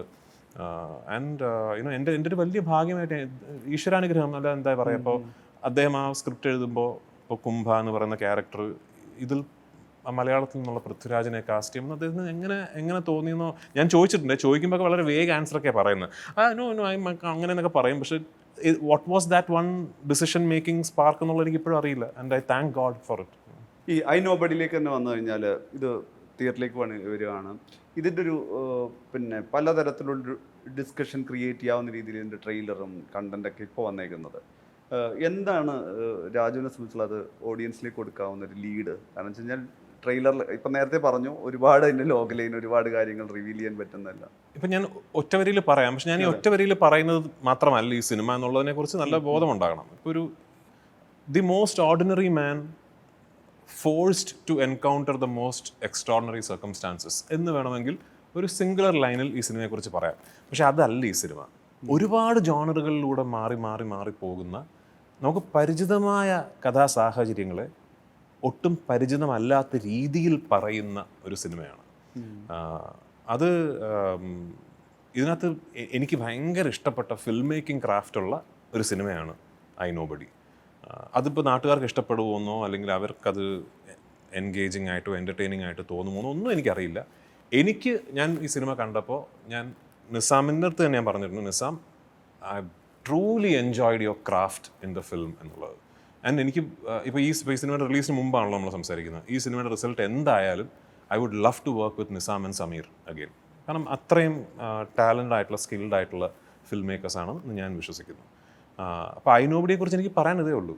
ഒരു ഭയങ്കര എൻ്റർടൈനിങ് ആയിട്ടുള്ള, ഭയങ്കര എൻഗേജിങ് ആയിട്ടുള്ള, നിങ്ങൾ പ്രതീക്ഷിക്കുന്നതിലും അപ്പുറം കുറേ പരിപാടികൾ ഉള്ള, എനിക്ക് തോന്നുന്നു നിങ്ങൾ വിചാരിക്കുന്നതിനേക്കാൾ വലിയൊരു സിനിമയാണ്. ഇതിൻ്റെ ഒരു സ്കെയിലും പരിപാടിയൊന്നും ഫുള്ളായിട്ട് അങ്ങനെ ടീസറിലും ട്രെയിലറിലും ഒന്നും അത് ആക്ച്വലി അങ്ങനെ അറിയാനും പാടില്ല. കാരണം സിനിമ കണ്ട് കണ്ട് പതുക്കെ ആ വിഷയം വലുതാവുമ്പോഴാണ് സിനിമയും വലുതാവുന്നത്. അപ്പം അത്തരം ഒരു സിനിമയാണ്. എനിക്ക് തോന്നുന്നു രാജുവിന്റെ പിങ്ക് വില്ലയിലോ മറ്റേ എന്താണ് ജോണർ സ്പെസിഫിക് പറയാനില്ല. അത് അങ്ങനെ ഒരു പറയാൻ, ഞാൻ കഥ കേട്ടപ്പോഴും എനിക്ക് ഓർമ്മയുണ്ട്, ഞാനത് എനിക്ക് തോന്നിയത് ഇതിപ്പോൾ ഒരു തുടങ്ങി ഇപ്പോൾ നമ്മൾ ഇതാണെന്ന് വിചാരിക്കും, 5 മിനിറ്റ് കഴിയുമ്പോൾ അപ്പോൾ അതല്ല വേറൊരു പരിപാടിയാണ് സിനിമ. ഒരു 10 മിനിറ്റ് കഴിയുമ്പോൾ അപ്പം ആക്ച്വലി സിനിമ ഇതാണ് ഇതിൻ്റെ വിഷയം. കുറച്ച് കഴിയുമ്പോൾ നമ്മളായിരിക്കും ഇവർ ഇത്രയും ബിൽഡ് ചെയ്ത് കൊണ്ടെത്തിച്ചത് ഈ ഒരു സോഷ്യൽ കമൻട്രി പറയാനാണ്. കുറച്ച് കഴിയുമ്പോൾ ഈ സോഷ്യൽ കമൻട്രി വേറൊരു പരിപാടിയാവും. അപ്പം അങ്ങനെ പോകുന്നൊരു സിനിമയാണത്. ഇപ്പോൾ നേരത്തെ ഏത് കണക്ട് ചെയ്തുകൊണ്ട് പറഞ്ഞതാണ്. ഇപ്പം നമ്മൾ നോക്കുകയാണെങ്കിൽ ഇൻസ്റ്റാഗ്രാമിലും സോഷ്യൽ പേജിലേക്ക് ഒരുപാട് ക്രിയേറ്റേഴ്സ് നിങ്ങളുടെയൊക്കെ വീഡിയോസ്, പുതിയ ക്യാരക്ടർ അവർക്ക് ഇഷ്ടമുള്ള ഫിക്ഷൻ രീതിയിലേക്ക് ചെയ്യുന്നുണ്ട്. അപ്പോൾ ഒറ്റയടിക്ക് നമ്മൾ ചെറിയ സ്ക്രീനിലാണ് കാണുന്നത്, ചിലപ്പോൾ അതിൻ്റെ ഒരു കളറ് ടോണ് ഇതൊക്കെ ആയിട്ട് പെട്ടെന്ന് ഒരടിക്ക് ഇത് ഒറിജിനൽ ആക്ട് ചെയ്തതാണോ എന്ന് തോന്നുന്നു, ഒറിജിനൽ ലെവലിൽ വരുത്തി വരുന്നുണ്ടല്ലോ. ഇപ്പോൾ ആക്ടറുടെ ഒരു ചോയ്സോ ഓപ്ഷനോ ആയിട്ട് നാളെ ഇത് മാറുമോ? എനിക്ക് അഗെയിൻ ഇത് അങ്ങനെ ആകാം, അങ്ങനെ ആകാതിരിക്കാം. സോ നാളെ ഇനിയും അടുത്ത 5 കൊല്ലം കഴിഞ്ഞിട്ട് കണ്ടില്ലേ പൃഥ്വിരാജ് അന്ന് പറഞ്ഞ ശരിയായില്ല എന്ന് പറഞ്ഞ അടുത്തത്, ഐ തിങ്ക് ഇത് അഗെയിൻ കോഎക്സിസ്റ്റ് ചെയ്യാൻ പോകുന്ന 2 കാര്യങ്ങളാണെന്നാണ് എനിക്ക് തോന്നുന്നത്. There will be AI generated films where people are, audience intelligent ആണല്ലോ, അവരതിനെ അങ്ങനെ കാണാൻ തീരുമാനിച്ചു പോകും. ഇതൊരു AI ജനറേറ്റഡ് സിനിമയാണ് എന്ന് എനിക്ക് തോന്നുന്നു. ഇപ്പോഴേ ലോകത്തിന്റെ പല ഭാഗങ്ങളിൽ AI ഫിലിം ഫെസ്റ്റിവൽ എന്നൊക്കെ പറഞ്ഞ രീതിയിൽ തുടങ്ങിയിട്ടുണ്ട്. ഞാൻ ഉദ്ദേശിക്കുന്ന ഒരു ഇന്റഗ്രേറ്റഡ് പോലെ. ഇപ്പം നമ്മൾ പല പടത്തിലും ഈ പറയുന്ന ഹൈബ്രിഡ് ഉണ്ടാകാം. ചില സിനിമയിൽ നിങ്ങൾ ഡബിൾ റോൾ ചെയ്ത, എത്രയോ പടത്തിൽ രാജു തന്നെ ഡബിൾ റോൾ ചെയ്ത ക്യാരക്ടർ ഉണ്ട്, വേറെ ഇതുണ്ട്. ഇതിൽ അങ്ങനെ ഒരു AI വേർഷൻ, റിയൽ വേർഷൻ ഉണ്ടാകാം, ഹൈബ്രിഡ്സ് ഉണ്ടാകാം. പക്ഷേ എനിക്ക് തോന്നുന്നത്, to me there is always going to be value for the human touch and the human involvement in creativity and entertainment. ഇപ്പോൾ say for example ഒരു റിയൽ പെർഫോമൻസ് എന്ന് പറയുന്നതിന് real മാൻ അല്ല ഹ്യൂമൻ ഇമോട്ട് ചെയ്യുന്നത് കാണാനുള്ള വാല്യൂ അത് ഒരിക്കലും നഷ്ടപ്പെടാതെ തന്നെ ഉണ്ടാകും എന്നാണ് ഞാൻ കരുതുന്നത്. ഇപ്പോൾ AI prompts can today generate amazing screenplays for you. പക്ഷേ ഞാൻ നേരത്തെ പറഞ്ഞിട്ടുള്ള പോലെ that screenplay is going to be based on 1000 other screenplays or 1000 other stories that already exist. അപ്പോൾ അവിടെയും വാല്യൂ നഷ്ടപ്പെടാത്ത എന്തിനാണ്? ഒരു പുതിയ ചിന്തയ്ക്ക്, ഒരു പുതിയ സ്പാർക്കിന്. അതിൻ്റെ വാല്യൂ അപ്പോഴും നഷ്ടപ്പെടുന്നില്ല. Because even if artificial intelligence is going to write the most amazing new film screen play for you, the truth of the matter is that film screenplay is inspired by 1,000 other, not inspired, it is created using 1,000 other screenplays available within its information realm and domain. അതിനപ്പുറത്തേക്കുള്ളൊരു പുതിയ ചിന്തയുടെ value അപ്പോഴും കുറയുന്നില്ല. അപ്പോൾ that will remain valuable. Actual human inference അല്ലെങ്കിൽ interference will remain valuable. അതിൻ്റെ value നഷ്ടപ്പെടുമെന്ന് ഞാൻ കരുതുന്നില്ല. പക്ഷേ എഗെയിൻ ഞാൻ നേരത്തെ പറഞ്ഞ പോലെ ഇതിനെ ഫൈറ്റ് ചെയ്യാൻ നോക്കുന്നവർ തഴയപ്പെടും. ഇതിനെ ഫൈറ്റ് ചെയ്യാൻ പറ്റില്ല. So the intelligent filmmakers will already be thinking in terms of how do we adopt it, how do we adapt for it. കാരണം ഇത് ഫൈറ്റ് ചെയ്യാൻ പറ്റില്ല. This will be part of cinema, part of television, ഇതെല്ലാം ഉണ്ടാകും. Let's see എന്താണ് future എന്ന് എനിക്കും അറിയില്ല. I am excited for it. Rajamouli സാറിന് ഇത് പറഞ്ഞുകൊണ്ട്, രാജു ഒരു സമയം ആക്ടറും ഫിലിം മേക്കറും കൂടിയാണ്. ഇപ്പം ടെക്നോളജി മാറിക്കൊണ്ടേയിരിക്കുകയാണല്ലോ. നല്ലൊരു സമയം അഭിനയത്തിന്, ഇപ്പം നേരത്തെ എനിക്കറിയാം വളരെ പ്രധാനപ്പെട്ട ഒരു ഹോബി അല്ലെങ്കിൽ ഏറ്റവും ആക്ടിവിറ്റി ആയിട്ട് വായനയെ കണ്ടിരുന്ന ഒരാൾക്ക് വായിക്കാൻ സമയമില്ലെന്ന് പറയുന്നു. സ്ക്രിപ്റ്റ് വായിക്കാൻ ആക്ച്വലി സമയമില്ലാത്ത സാഹചര്യം വരാം, ബാക്ക് ടു ബാക്ക് ഷൂട്ട് വരുന്ന സമയത്ത്. അവിടെ ഈ ടെക്നോളജിയുടെ ഇൻ്റഗ്രേഷൻ, അതിൻ്റെ ഇന്നവേഷൻ ഏരിയ, അവിടെ ഒരു ലേണിംഗ് അൺലേണിംഗ് ഉറപ്പായും ഫിലിം മേക്കർക്ക് കൂടി ഭയങ്കര മാൻഡേറ്ററി ആയിട്ട് വരുന്ന സാഹചര്യം ഉണ്ടാവില്ല. So as for film making, I think അതിനെക്കുറിച്ച് നമ്മൾ പഠിക്കണം, അവെയർ ആകണം. പക്ഷേ you should always be aware of the fact that technology is only a crutch for you. അതൊരു ക്രച്ചാണ്. നമ്മളൊരു കഥ എങ്ങനെ പറയണം, എനിക്കൊരു കഥ പറയാനുണ്ട്, ആ കഥ എങ്ങനെ പറയണം എന്നുള്ളതിനെക്കുറിച്ചൊരു കൃത്യമായ ധാരണ ഉണ്ടായിക്കഴിഞ്ഞാൽ അതിന് ശേഷമേ വരുന്നുള്ളൂ ഈ കഥ ഈ രീതിയിൽ പറയാൻ എന്തൊക്കെ ടെക്നോളജിയാണ് നമ്മൾ അഡോപ്റ്റ് ചെയ്യേണ്ടതെന്നുള്ളത്. പക്ഷെ അതിന് ആദ്യം വേണ്ട ക്ലാരിറ്റി ഇത് തന്നെയാണ്. This an age old art form. മുതുമുത്തശ്ശിമാർ കൊച്ചു കുട്ടികളോട് കഥ പറയുമ്പോൾ എന്താണ് മുത്തശ്ശി കഥകൾ നമ്മളിങ്ങനെ മറക്കാതിരിക്കുന്നത്? Because they are amazing story tellers, they are amazing screen play tellers. ഒരു കഥ പറയുമ്പോൾ സ്ക്രീൻ പ്ലേ ആയിട്ടൊക്കെ പറയുന്നത്. അന്ന് ഇങ്ങനെ ഒരു രാജാവ് ഉണ്ടായിരുന്നു, അപ്പോൾ ഒരു സ്ക്രീൻ പ്ലേ ആയിട്ടാണ് പറയുന്നത്. ആ ക്രാഫ്റ്റാണ് ബേസിക്കലി. അതെ, ആ ക്രാഫ്റ്റിലേക്ക് you can adopt the most modern technology to enhance it, to ease out the process എന്നുള്ളതേ ഉള്ളൂ. പക്ഷേ ഇതിനെക്കുറിച്ച് അവെയർ ആകാത്ത ഒരാൾക്കും ഫിൽം മേക്കർ ആകാം എന്നാണ് ഞാൻ വിശ്വസിക്കുന്നത്. ഇപ്പോൾ director is perfectly okay if he comes on location and says, ഇപ്പോൾ ഈ ഷോട്ടിൽ എനിക്ക് നമ്മൾ ഒരു മുറിക്കകത്ത് നിന്നിട്ട് പൃഥ്വിരാജ് പേടിച്ചിട്ട് വാതിൽ തുറന്ന് മുറിക്കകത്ത് വന്ന് വാതിൽ പൂട്ടുന്നു. ഒരു ഡയറക്ടർക്ക് ഇത്രയും അറിയുമെങ്കിൽ that is all that is needed. അപ്പോൾ ക്യാമറമാൻ വന്നിട്ട് ചോദിക്കുകയാണ്, അല്ല അപ്പോൾ ഞാൻ ക്യാമറ എവിടെയാണ് വെക്കേണ്ടത്? അല്ല നമ്മൾ അറിയില്ല എന്ന് പറഞ്ഞാൽ ഈ ബ്രീഫിൽ ആക്ച്വലി ഉണ്ട് ക്യാമറ എവിടെയാണെന്ന്. ക്യാമറ മുറിക്കകത്താണ്, കാരണം നമ്മൾ മുറി തുറന്ന് റൂമിനകത്തേക്ക് വരുന്ന പൃഥ്വിരാജിനെ അല്ലേ കാണേണ്ടത്. അത് മനസ്സിലാക്കുക എന്നുള്ള ആക്ച്വലി ക്യാമറമാൻ്റെ ഇതാണ്. അപ്പോൾ എന്ത് റേഞ്ചാണ്, എന്ത് ലെൻസാണ് വേണ്ടത്? ഡയറക്ടർ പറഞ്ഞു അയാൾ പേടിച്ചാണ് വരുന്നതെന്ന് പറഞ്ഞു. അപ്പോൾ പേടിച്ചാണ് വരുന്നതെന്ന് അറിയണമെങ്കിൽ നമ്മൾ ആ ഒരു റേഞ്ചിൽ കവർ ചെയ്യേണ്ട അയാളെ. അപ്പോൾ അതെല്ലാം ആക്ച്വലി ആ നറേഷനിലുണ്ട്. So that is all that a director needs. Of course if you are passionate about it, understand the technology, comprehend it, try and gain expertise in it. But അതൊരു മസ്റ്റ് ഹാവ് ആണെന്ന് ഞാൻ വിശ്വസിക്കുന്നില്ല. ഇപ്പോൾ തന്നെ നമുക്ക് ഖലീഫ mention ചെയ്തുകൊണ്ട് പറയും, ഖലീഫ നമ്മൾ കുറേ കാലത്തിന് ശേഷം ഒരു ദർശനം നിങ്ങളുടെ ഫ്രണ്ട് സർക്കിൾ തന്നെയാണ്, നിങ്ങളുടെ ഒരു ഓണം ക്ലാഷ് വരികയാണ്. ദുൽഖറും രാജുവും നിവിനും ചേർന്ന് ബത്ലഹേം വരുന്നു, അയാം ഗെയിം വരുന്നു, ഖലീഫ വരുന്നു. അത് എല്ലാവരും ഒരേ സമയത്ത് പ്ലാൻ ചെയ്തതല്ല, എന്നാൽ പോലും ഒന്നിച്ചാണ് വരുന്നത്. എന്താണ് ഖലീഫ? അല്ലെങ്കിൽ അത് ഓഡിയൻസിനെ സംബന്ധിച്ചോളം ഫാൻസിനെ സംബന്ധിച്ചോളം അതൊരു ഓണം ക്ലാഷ് റിലീസാണ്. ഖലീഫ എന്ന് പറയുന്ന സിനിമ 2026 ഓണത്തിന് റിലീസാകും എന്ന് ഞങ്ങൾ തീരുമാനിക്കുകയും അനൗൺസ് ചെയ്യുകയും ചെയ്യുന്ന സമയത്ത് മറ്റൊരു ഓണം റിലീസ് തന്നെ മലയാള സിനിമയിൽ പ്രഖ്യാപിക്കപ്പെട്ടിട്ടുണ്ടായിരുന്നില്ല 2026. അപ്പോൾ അന്ന് ഇത് 2025 ഒക്ടോബർ 16 എൻ്റെ ബർത്ത്ഡേക്കാണ് ഞങ്ങൾ അനൗൺസ് ചെയ്യുന്നത് 2026 ഓണത്തിന് ഈ സിനിമ റിലീസ് ചെയ്യുന്നത്. അന്ന് എല്ലാവരും ചോദിച്ചത് 2026 ഓണത്തിന് എന്തിനാണ് ഇപ്പോഴേ അനൗൺസ് ചെയ്യുന്നതെന്ന് എല്ലാവരും ചോദിച്ചത്. ഓണം സമയത്ത് തന്നെ ഓഗസ്റ്റ് 20 സിനിമ റിലീസാകുന്നതെന്നും ആദ്യം അനൗൺസ് ചെയ്തത് ഖലീഫ തന്നെയാണെന്നാണ് എൻ്റെ വിശ്വാസം. ബട്ട് ഇറ്റ്സ് ഓക്കെ, സിനിമകൾ വരട്ടെ. ഒരു ഓണക്കാലത്ത് ഒന്നിൽ കൂടുതൽ സിനിമകൾ തിയേറ്ററുകൾ ഉണ്ടായതുകൊണ്ട് എല്ലാവരും ആ സിനിമകൾ കാണാൻ പോകും. നല്ല സിനിമയാണെങ്കിൽ 3 സിനിമകൾക്കും പ്രേക്ഷകരുണ്ടാകും തന്നെയാണ് ഞാൻ വിശ്വസിക്കുന്നത്. ഖലീഫ ഒരു unapologetic out and out mass commercial സിനിമയാണ്. എന്നെ അതിലേക്ക് ആകർഷിച്ചത് അഗെയിൻ അതിനകത്തൊരു രസമുള്ളൊരു കഥയും കഥാപാത്രവും ഉണ്ട് എന്നെനിക്ക് തോന്നി. ഇത് 2017 ജിനുവും ഞാനും നേരിട്ട് പരിചയപ്പെടുന്ന ഒരാളുടെ ലൈഫിൽ നിന്ന് ഇൻസ്പയർ ചെയ്യപ്പെട്ടതാണ് ഖലീഫ എന്ന് പറഞ്ഞ സിനിമയുടെ കഥ. അദ്ദേഹം ഇപ്പോഴും ഉണ്ട്. അന്ന് അദ്ദേഹത്തെ പരിചയപ്പെട്ടപ്പോൾ തന്നെ ഞാൻ എൻ്റെ ഓർമ്മ ഇത് സിനിമയാക്കാനുള്ള മെറ്റീരിയലുണ്ടല്ലോ ഞങ്ങൾക്ക് തോന്നിയതാണ്. 2022 അതൊരു തിരക്കഥയായി എഴുതുന്നതും ജിനു എന്നോടത് പറയുന്നതും. അന്നത് ആര് സംവിധാനം ചെയ്യുന്നതെന്നുള്ളതും നമ്മൾ തീരുമാനിച്ചിട്ടില്ല. ഇല്ല. അപ്പോൾ അന്ന് എനിക്ക് തിരക്കഥ കേട്ടപ്പോൾ എനിക്ക് ഭയങ്കര ഇഷ്ടപ്പെട്ടു. എനിക്കിതൊരു കിടിലം കമേഴ്ഷ്യൽ പടമാകാൻ സാധ്യതയുണ്ടെന്ന് എനിക്ക് തോന്നി. അപ്പോൾ അന്ന് നമ്മൾ വിചാരിച്ചു എന്നാൽ പിന്നെ അതൊരു വൺ മാസ് കമേഴ്ഷ്യൽ സിനിമയുടെ ഫ്ലേവർ നന്നായിട്ട് മനസ്സിലാക്കിയിട്ടുള്ളൊരു ഡയറക്ടർ ഇപ്പോൾ വൈശാഖ് ഉഗ്രനായിരിക്കും എന്ന് പറഞ്ഞു. 2022 ആദ്യം തന്നെ ഈ സ്ക്രീൻ പ്ലേ പറയുമ്പോൾ തന്നെ നമുക്കറിയാം ഇതിനകത്തൊരു ഇയാളുടെ അപ്പൂപ്പൻ എന്ന് പറഞ്ഞ മാമ്പ്രക് അഹമ്മദ് അലി എന്ന് പറയുന്ന ഒരാളുടെ ഒരു കഥ ഇതിൻ്റെ പിന്നിലുണ്ട് എന്നുള്ള അന്ന് നമ്മൾ അവെയർ ആയിരുന്നു. പക്ഷെ അന്ന് ഞങ്ങൾ വിചാരിച്ചു ഇത് കയറി ഇപ്പോഴേ ഒന്നും പറയണ്ട, ഓക്കെ ഈ സിനിമ ഇറങ്ങി ഇത് നന്നാവുകയാണെങ്കിൽ അന്ന് നമുക്ക് ചിന്തിക്കാം അങ്ങനെ ഒരു സിനിമയെക്കുറിച്ച്. അതെ, സീക്വൽ പ്രീക്വലിനെ കുറിച്ച് അന്ന് ചിന്തിക്കാം എന്ന് ഞങ്ങൾ അന്ന് തീരുമാനിച്ചതാണ്. 2025 ഞങ്ങൾ ലണ്ടനിൽ പോയിട്ട് ഇതിൻ്റെ UK പോർഷൻസ് ഷൂട്ട് ചെയ്ത് കഴിഞ്ഞപ്പോൾ ആ പോർഷൻസ് കണ്ടപ്പോഴൊക്കെ ഞങ്ങൾക്ക് വന്നൊരു സന്തോഷവും ഒരു കോൺഫിഡൻസും ഉണ്ട്. അതിൻ്റെ അടിസ്ഥാനത്തിലാണ് നമ്മൾ തീരുമാനിക്കുന്നത് എന്നാൽ പിന്നെ ഇനിയിപ്പോൾ ഈ അഹമ്മദ് അലിയെ നമ്മളൊരു ഫ്ലോട്ടിംഗ് ആയിട്ട് നിർത്തണ്ട, നമുക്കത് ആക്ച്വൽ കോൺക്രീറ്റ് ആയിട്ട് സ്ക്രീൻ പ്ലേയിൽ വിൽ ഇൻട്രൊഡ്യൂസ് ദ ക്യാരക്ടർ എന്ന തീരുമാനം അപ്പോഴാണ് ശരിക്കും കോൺക്രീറ്റ് ആയിട്ട് എടുക്കുന്നത്.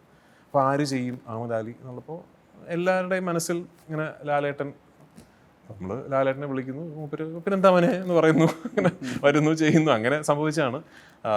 പക്ഷെ അഫ്കോഴ്സ് അത് ആ കഥാപാത്രം ഇനീഷ്യൽ പ്ലാൻ തന്നെയല്ലേ ഇത്. തുടക്കത്തിൽ അഹമ്മദ് അലിയുടെ കഥാപാത്രം ഈ സിനിമയിൽ ഇപ്പൊ കാണിക്കണ്ട, ഇതിനി ഈ സിനിമ നന്നാവുകയാണെങ്കിൽ തുടർച്ച പിന്നെ നമുക്ക് തന്നെ ഈ സിനിമയുടെ ആദ്യത്തെ പോർഷൻസ് ഷൂട്ട് ചെയ്ത് കണ്ടൊരു കോൺഫിഡൻസിലാണെന്നാൽ പിന്നെ നമുക്ക് ഇങ്ങനെ പരിപാടി ചെയ്യാം. അപ്പം അതുകൊണ്ട് തന്നെ നമ്മൾ സ്പെസിഫിക് ആയിട്ട് ഇതിനകത്ത് ഖലീഫ ലാലേട്ടൻ്റെ പോസ്റ്റിൽ പറഞ്ഞിട്ടുണ്ട് ഖലീഫ പാർട്ട് 1 ദി ഇൻട്രോ എന്ന്. ഈ കഥാപാത്രത്തിന്റെ ഇൻട്രോ മാത്രമാണ് ഖലീഫ പാർട്ട് 1. കൃത്യമായൊരു കഥയുണ്ട് അഹമ്മദ് അലിക്ക്. ആ കഥ എന്താണ് എന്നുള്ളതിൻ്റെ സൂചനകൾ നമ്മൾ പാർട്ട് 1 പറയുന്നുമുണ്ട്. ആ കഥ പക്ഷേ അടുത്ത സിനിമയാണെന്ന് മാത്രം. L3യെ കുറിച്ചുള്ള ഒരു ചോദ്യത്തിന് രാജു ആണ് പ്രൊഡക്ഷൻ ബാക്കിയുള്ള കാര്യങ്ങൾ പറഞ്ഞത്. ആന്റണി പെരുമ്പാവൂർ പറഞ്ഞു L3 പ്ലാനിലുണ്ടെന്ന്, മുരളി ഗോപി പറഞ്ഞു. അപ്പോൾ ഇനി സംവിധായകനാണ് ഇനി സമയം ആലോചനയും മാറ്റി വെക്കേണ്ടത്. അത് കറക്റ്റ്. അവിടെ അതാണ് ചോദ്യം. പ്ലാനിലില്ലാതിരിക്കുമോ? നമ്മൾ തീർച്ചയായിട്ടും പ്ലാനിലുണ്ട്. കാരണം ഡയറക്ടറെയാണ് കിട്ടേണ്ടതെന്ന് പറഞ്ഞത്. മുരളി പലപ്പോഴും പറഞ്ഞിട്ടുള്ളത് പോലെ എമ്പുരാൻ എന്ന് പറയുന്നത് അതിന്റെ നടുക്കുള്ളൊരു ഒരു പോർഷൻ മാത്രമാണല്ലോ. നമ്മൾ ലൂസിഫർ ചെയ്യുമ്പോൾ ഞങ്ങൾക്കൊരു കോൺഫിഡൻസ് ഇല്ല ഇതിന്റെ 2ാം സിനിമയോ 3ാം സിനിമയൊക്കെ ഉണ്ടാകുമെന്ന് കോൺഫിഡൻസ് ഇല്ല. എമ്പുരാൻ ചെയ്യുമ്പോൾ ഞങ്ങൾക്കൊരു കോൺഫിഡൻസ് ഉണ്ട് ഇതിന്റെ 3ാം ഭാഗം ചെയ്യാൻ സാധിക്കുമെന്ന്. അപ്പോൾ ആ കോൺഫിഡൻസിന്റെ പുറത്താണ് ഓക്കെ ഈ 2ാം ഭാഗത്തിൽ ഇത്രയൊക്കെ കാര്യങ്ങൾ പറഞ്ഞാൽ മതി, കാരണം അതിന്റെ ആർക്ക് വരുന്നത് 3rd പാർട്ടാണെന്നൊക്കെ ഒരു ചിന്ത ഉണ്ടാവുമല്ലോ. ടൈലൻഡിലും അത് നിങ്ങളൊരു അതിന്റെ ഒരു ഓക്കെ ഈ കഥ തീരുന്നത് 3ാമത്തെ സിനിമയുടെ അവസാനമാണ് തീരുന്നത്. അപ്പോൾ 2nd പാർട്ടിൽ ഇതിന്റെ ഇത്രയും കാര്യങ്ങൾ പറഞ്ഞാൽ മതി എന്നൊക്കെയുള്ളൊരു ഡിസിഷൻ മേക്കിംഗ് ഉണ്ടാവുമല്ലോ. തീർച്ചയായിട്ടും എന്താണ് 3rd പാർട്ട് എന്നുള്ളതിനെ കുറിച്ചൊരു ഒരു കഥാധാരണ മുരളിക്കുണ്ട്. അത് എന്നോട് ഷെയർ ചെയ്തിട്ടുണ്ട്. അതിനെക്കുറിച്ച് ഭയങ്കര എക്സൈറ്റഡ് ആണ്, ചെയ്യണമെന്ന് ആഗ്രഹമുണ്ട്. ഒരു അത്രയും വലിയൊരു പരിപാടി ആയതുകൊണ്ടും ഞാൻ സിനിമ ചെയ്യുന്നൊരു രീതിയുണ്ട്. ആ രീതി എന്ന് പറയുമ്പോൾ അത്രയും സമയം ഞാൻ അതിന് മാറ്റി വെക്കണം. പ്രൊജക്ടുകൾ മാറ്റിയിട്ടാണല്ലോ. എക്സാക്ട്ലി. അതാണ് അതിന്റെ മേജർ ചാലഞ്ച് എന്ന് പറയുന്നത്. പക്ഷേ അഫ്കോഴ്സ് ആന്റണിയുടെയും എൻ്റെയും മുരളിയുടെയും ലാലേട്ടൻ്റെ ഒക്കെ നമ്മൾ ഉറ്റുനോക്കുന്ന സിനിമ തന്നെയാണ്. ലൂസിഫർ വന്ന സമയത്താണ് നമ്മൾ മറ്റേ ഇതിലെ 20ാം നൂറ്റാണ്ടിലെ നാർക്കോട്ടിക് ഡേർട്ടി ബിസിനസ് എന്നുള്ളൊരു ഡയലോഗ് വീണ്ടും ചർച്ച ചെയ്ത് ഇപ്പൊ നമ്മൾ വീണ്ടും അത് എഴുതിയത് അറിയാലോ. അതെ, നേരത്തെയാണ്. പക്ഷെ ഇപ്പൊ വീണ്ടും ചർച്ചയാവുന്നു. രാജു പിന്നീടൊരു കോളേജ് ഫംഗ്ഷനിൽ വെച്ചിട്ട് ഈ ഡ്രഗ്സിനെതിരെയുള്ളൊരു നിലപാട് എൻ്റേതും ഇത് തന്നെയാണ് സിനിമയുടെ ഡയലോഗ് മെൻഷൻ ചെയ്തത്. ഇപ്പൊ ഓപ്പറേഷൻ തൂഫാനൊക്കെ വരുന്നു. സർക്കാർ തലത്തിലടക്കം അങ്ങനെ ഒരു വലിയ ഇനീഷ്യേറ്റീവ് നമുക്കറിയാം. സിന്തറ്റിക് ഡ്രഗ് എന്ന് പറയുന്നത് അതിന് പൂർണ്ണമായ ഉന്മൂലനം എന്നുള്ള രീതിയിലൊരു ഡിസ്കഷൻ വരികയാണ്. അപ്പോൾ ഞാൻ ആ ഡയലോഗ് പൊതുവേദിയിൽ കൂടി ആവർത്തിച്ച ഒരാൾ എന്നുള്ള രീതിയിൽ എങ്ങനെയാണ് ആ ഒരു മിഷനെ കാണുന്നത്? നർക്കോട്ടിക്സ് എന്ന് പറയുന്നതിന് അതിനൊരു അപ്പോളജറ്റിക് ആയിട്ടൊരു സ്റ്റാൻഡ് ഇല്ല. അത് നമ്മുടെ സൊസൈറ്റിയിൽ it should be absolutely wiped out. അതിന് നമ്മൾ അല്ല ഇത് കുഴപ്പമില്ല, അത് കുഴപ്പമുണ്ട്, ഇത് കുഴപ്പമുണ്ട്, അങ്ങനൊരു ചിന്ത. ദ പ്രോബ്ലം ഇസ് അങ്ങനെ ഒരു അപ്പോളജറ്റിക് സ്റ്റാൻഡ് എടുക്കാൻ പറ്റുന്ന ഫാബ്രിക് ഉള്ളൊരു സൊസൈറ്റിയാണ് നമ്മുടെയെന്ന് ഞാൻ വിശ്വസിക്കുന്നില്ല. ആൻഡ് ഇത് പ്രിവലൻ്റ് ആണ്. ഈ ക്രൈസിസ് ഉണ്ട്, അതില്ല എന്ന് നമ്മൾ പറഞ്ഞിട്ട് കാര്യമില്ലല്ലോ. അത് സിനിമയിൽ മയക്കമരുന്നിൻ്റെ വ്യാപകമായ എന്നൊക്കെ പറഞ്ഞാൽ അത് സിനിമയിൽ മാത്രമല്ല.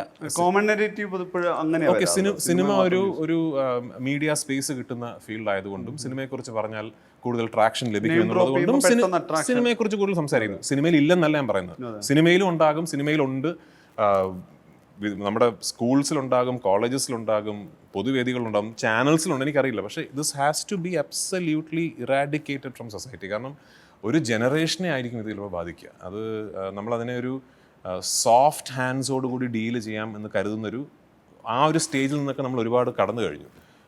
ലൂസിഫറിൽ മുരളി എഴുതിയിരിക്കുന്നത് പോലെ തന്നെ സൊസൈറ്റിയുടെ വലിയ ഡെപ്ത്സിലേക്ക് ഇതൊന്ന് എത്തിക്കഴിഞ്ഞു. അതിനെ എതിർക്കാൻ ഏത് സർക്കാർ എന്ത് തീരുമാനമെടുത്താലും 100% അതിനൊപ്പമാണ് ഞാൻ. എന്നെക്കൊണ്ട് അതിന് എന്ത് ചെയ്യാൻ പറ്റുമോ അത് ചെയ്യാൻ ഞാൻ തയ്യാറാണ്. ഞാൻ സെയിങ് ഓൺ ക്യാമറ. അവസാനമായിട്ട് ചോദിക്കുകയാണ്, ഇപ്പം 23 വർഷം മുമ്പ് ആദ്യത്തെ സിനിമയിലേക്ക് വന്ന സമയത്ത് പഠിച്ചു വരുമായിരിക്കില്ലേ കാര്യങ്ങൾ. ഇപ്പോൾ ഒരു സയൻസ് സ്കൂളിൽ പോകുന്ന ഒരു പ്രൊഫഷണലിസോ അപ്രോച്ചോ ആയിരിക്കില്ലല്ലോ ഇപ്പുറത്തെ സിനിമയിലേക്ക് വരുമ്പം പല ആളുകൾ, പലതരം കമ്മ്യൂണിറ്റി എന്ന് പറഞ്ഞാൽ. ഇപ്പോൾ പൃഥ്വിയുടേതായിട്ടുള്ളൊരു സ്റ്റൈൽ ബുക്ക്, പൃഥ്വിയുടേതായ ഒരു ചിട്ട, നമ്മൾ പറയുകയാണ് പൃഥ്വിയുടേതായ ചിട്ടയുണ്ടല്ലോ. സുമാന സാറിനെ കുറിച്ചൊക്കെ കേട്ടിട്ടുള്ളത് ഭയങ്കര സിസ്റ്റം, പുള്ളിയുടേതായിട്ട് തന്നെ ഒരു സിസ്റ്റം ബിൽഡ് ചെയ്തിട്ടുണ്ടായിരുന്നതാണ്. എൻ്റെ അസിസ്റ്റൻസ് പറയുക എൻ്റെ സെറ്റ് ഒരു ആർമി ബറ്റാലിയൻ യുദ്ധത്തിന് പോകുന്ന പോലാണെന്നാണ് എന്നോടൊപ്പം വർക്ക് ചെയ്യുന്ന ആൾക്കാർ പറയുക. അപ്പോൾ എനിക്ക് തോന്നുന്നു ഞാൻ സൈനിക് സ്കൂൾസിൽ നിന്നും പഠിച്ച ചിട്ടയും സ്ട്രക്ചറും ഒക്കെ തന്നെയാണ് സിനിമയിൽ എന്നെ സഹായിച്ചിട്ടുള്ളത്. എന്നെ സംബന്ധിച്ചിടത്തോളം as much as it's creative, as I enjoy it. ഇതിപ്പോൾ പ്രോബബ്ലി എനിക്ക് ഒരു പൈസയും ഇതിൽ നിന്ന് കിട്ടിയില്ലെങ്കിലും ഞാൻ ചെയ്യുന്നൊരു കാര്യമാണ് സിനിമ എന്നിരുന്നാലും it is also my job. എൻ്റെ ജോലിയാണ്. എൻ്റെ ജോലിയിൽ ഡിപ്പെൻഡൻ്റ് ആയിട്ട് വേറെ ഒരുപാട് ആൾക്കാർ അതിന് ചുറ്റും ജോലി ചെയ്യുന്നൊരു മേഖലയാണ്. അതിനെ കൃത്യമായിട്ട് പ്രൊഫഷണലായിട്ട് അപ്രോച്ച് ചെയ്യാതിരിക്കാൻ ഒരു എക്സ്ക്യൂസും ഇല്ല. There is no excuse. ഞാൻ ആർട്ടിസ്റ്റാണ്, അപ്പോൾ ഞാൻ കുറച്ച് ആർട്ടിസ്റ്റിക് എക്സെൻട്രിസിറ്റി ഉള്ള ആളാണ്, അതുകൊണ്ട് ഇന്ന് ഞാൻ ഉച്ച കഴിഞ്ഞിട്ടേ ഷൂട്ടിങ്ങിന് വരുന്നുള്ളൂ. No excuse. ഞാൻ അങ്ങനെ ഇതിനെ സമീപിക്കുന്ന ആളല്ല. ഐ ഹാവ് ഒരു for lack of a better word ഒരു മിലിറ്ററി ലൈക്ക് റെജിമെൻ ഇതിനെ അപ്രോച്ച് ചെയ്യുന്ന ആളാണ് ഞാൻ. അപ്പോൾ താങ്ക് യു. അപ്പോൾ പൃഥ്വിരാജ് കുമാരൻ എന്ന സംവിധായകൻ്റെ, നടൻ്റെ, നിർമ്മാതാവിൻ്റെ നോബഡി മുതലുള്ള എല്ലാ സിനിമകളും ഗംഭീരമായിട്ട് താങ്ക് യു സോ മച്ച്.